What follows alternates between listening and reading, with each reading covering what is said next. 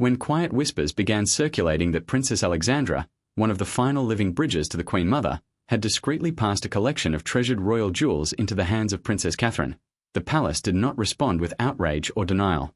Instead, it responded with silence. A silence so deliberate it felt heavier than any announcement ever could. There were no clarifications, no formal acknowledgements, no corrections. Just a stillness that suggested something far deeper was unfolding behind closed doors. These were not ordinary jewels. They carried memory, intention, and a legacy that had been deliberately hidden from time itself. For generations, these pieces had remained untouched, preserved by the Queen Mother's quiet instruction, never worn, never displayed, waiting for a moment she believed would come when the right woman would emerge.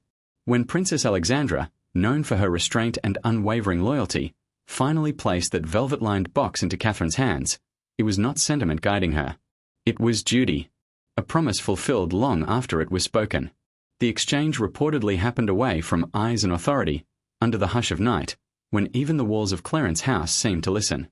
Those who became aware of the meeting described it as brief yet profound, ceremonial without ceremony, an act that carried more meaning than any public event. Alexandra's words were said to be few, but unmistakable. These were from the Queen Mother's heart. That single sentence set off quiet shockwaves through the institution. What made the moment impossible to ignore was not only what was given, but who was not included. Queen Camilla, the reigning consort, had been entirely bypassed. No explanation. No acknowledgement. Only absence. Within hours, unease settled into the corridors of power. Senior aides exchanged knowing looks. This was not a casual gesture. It was a message. A statement about legacy, trust, and where the Queen Mother believed the true spirit of the crown resided. Alexandra's choice was seen by some as an act of conscience, by others as a breach of tradition. But no one doubted its weight. Catherine herself was reportedly moved yet cautious, fully aware that accepting something so sacred carried consequences beyond sentiment. The jewels represented more than heritage. They symbolized restraint, resilience, and quiet strength, qualities Catherine had displayed consistently under pressure. Yet their transfer also cast a long shadow, because behind the gesture was a decision made long ago. A decision to trust one woman with something deeply personal, while deliberately excluding another.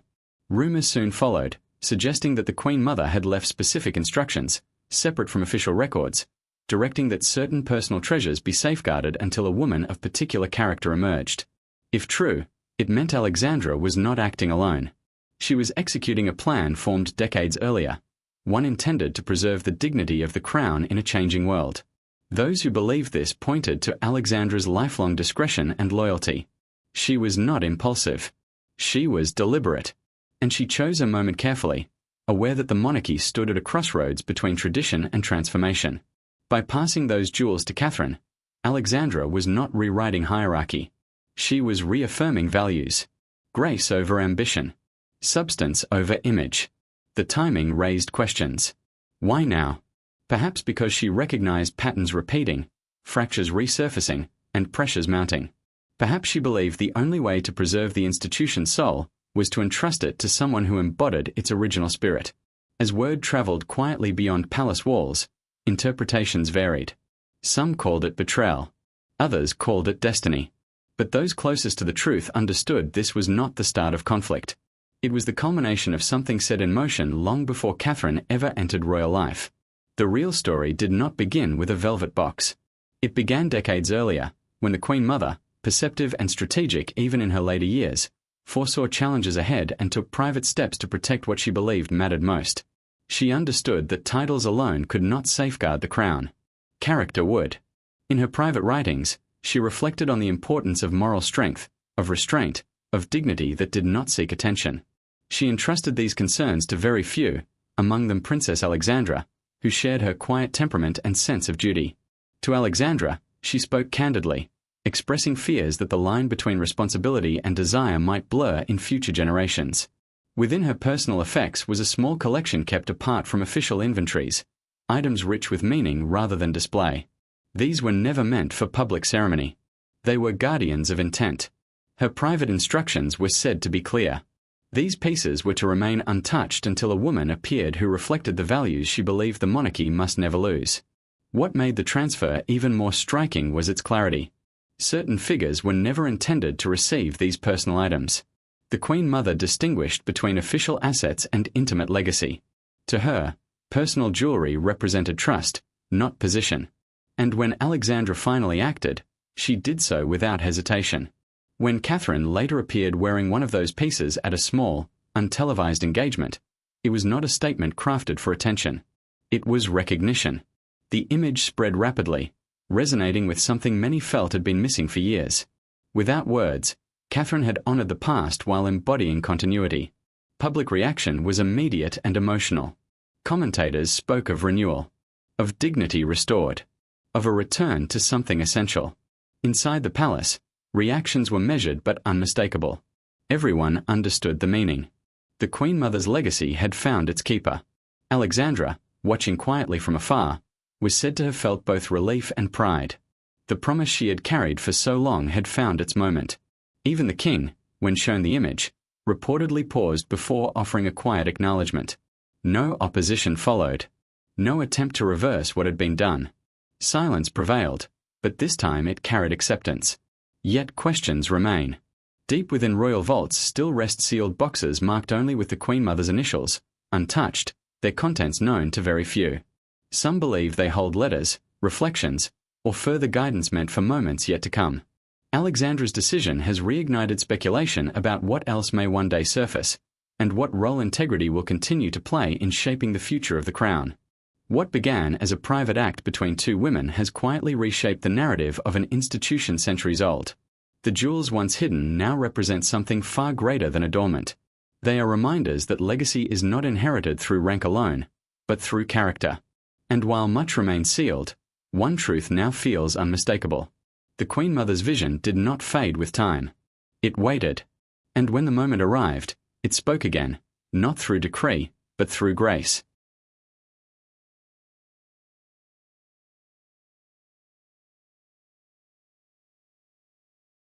And yet, even after the jewels appeared and the silence settled, the story was far from complete. What few outside the palace understood was that the handover was never meant to be the final act. It was a signal, a quiet awakening of something deliberately left unfinished. Because once the Queen Mother's legacy re-emerged in public view, it stirred forces that had long been dormant, forces bound not by power, but by memory. Inside the palace, archivists began revisiting records that had not been touched in decades. Ledgers once dismissed as ceremonial were re-examined. Personal correspondences were cross-referenced. And slowly, unease crept into rooms where confidence once lived. It became clear that the Queen Mother had not relied on a single safeguard. She had created layers. Layers of intention. Layers of protection. Layers of timing. The jewels were only the first layer to surface. Those sealed boxes in the vault were not random. They were catalogued separately, protected by protocols that did not fall under routine authority. Each bore a mark that only a small circle recognized, a private system known only to the Queen Mother and the one person she trusted to interpret it. Princess Alexandra. For years, Alexandra had lived with the knowledge that the moment she acted, the rest would eventually follow. That was always the risk. And also the point. Behind closed doors, senior advisors began asking questions they had avoided for years. What if the Queen Mother had anticipated this exact moment, not just a change in faces, but a shift in values? What if her preparations were designed to guide the monarchy through a moral transition rather than a ceremonial one? These were not comfortable questions, but they were necessary. Catherine, meanwhile, did not seek answers publicly. She did not demand explanations or assert meaning. Instead, she did what she had always done. She listened. She observed. She waited. Those closest to her noticed a subtle change, not in her demeanor, but in her confidence. Not louder, not sharper, but steadier, as if something within her had aligned, as if she understood that what she carried now was not expectation, but responsibility. In private moments, Catherine reportedly returned to the Queen Mother's note again and again. Its words were not instructions, but reminders. Serve with humility. Lead with restraint. Protect what cannot be repaired once broken. They were values that could not be enforced by authority, only embodied. And Catherine understood that better than anyone. As weeks passed, the palace adjusted in quiet ways. Invitations shifted. Seating arrangements subtly changed. Advisory conversations increasingly included Catherine's perspective, not as a courtesy, but as a necessity. No one announced this shift. It simply happened. Influence does not always arrive with ceremony. Sometimes it arrives with consistency. Elsewhere, unease continued to ripple. Those who had once believed legacy could be controlled through position began to realize that symbolism could not be managed so easily. Public sentiment, once uncertain, had found something familiar to hold on to. Not nostalgia, but reassurance. The reassurance that dignity still had a place. Princess Alexandra, sensing her role nearing its natural close, began organizing her personal effects. Not for display. For continuity. Those close to her noticed she spoke more freely now, not revealing secrets, but affirming convictions. She had no regrets. She believed timing mattered more than recognition. And she had chosen correctly. What few knew was that Alexandra had left instructions of her own.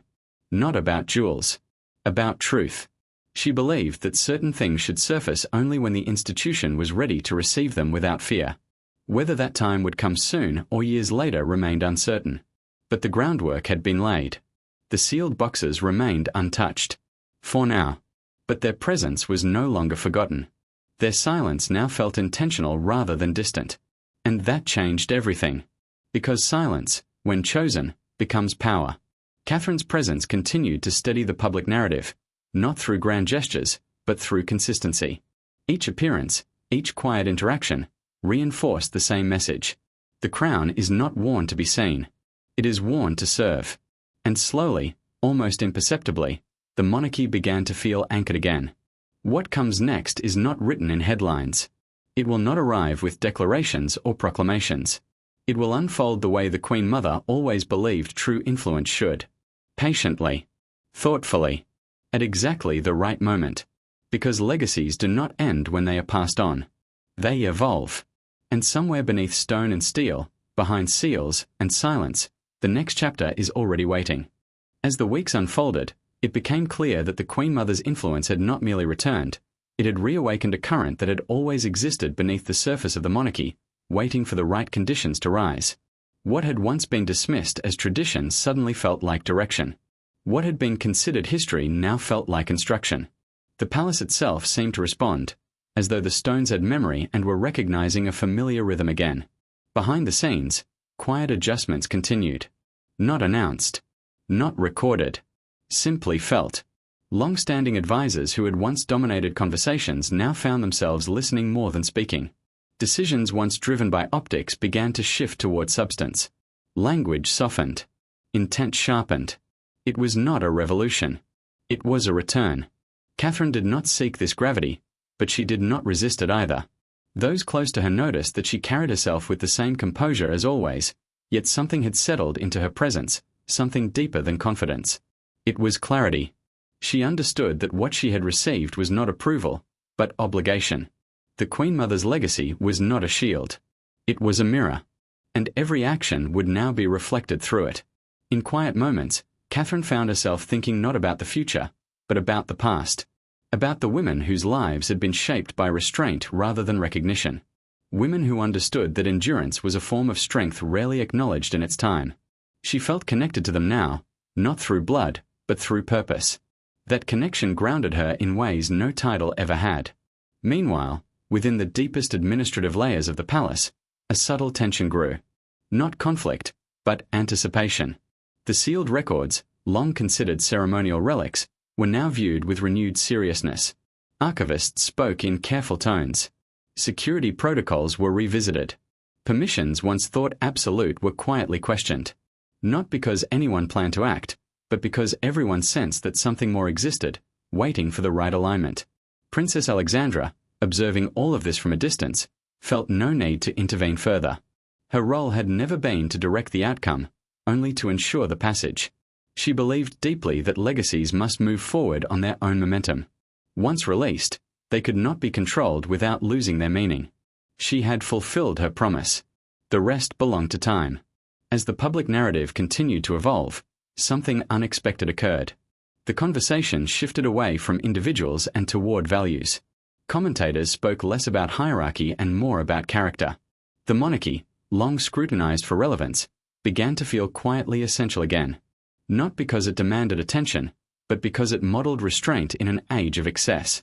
Catherine's presence became central to this shift, not through prominence, but through consistency. Each engagement reinforced the same message: service without spectacle, duty without display. People noticed. Not all at once, but steadily. Trust does not return in waves. It returns in steps. Within the palace, this shift created a quiet reckoning. Those who had measured influence by proximity began to reassess their understanding of power. It became evident that authority rooted in integrity could not be countered by strategy alone.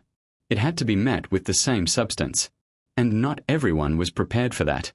The king, caught between reflection and responsibility, spent long evenings reviewing correspondence left behind by his mother and grandmother. Not for guidance, but for understanding. He began to see the pattern more clearly now.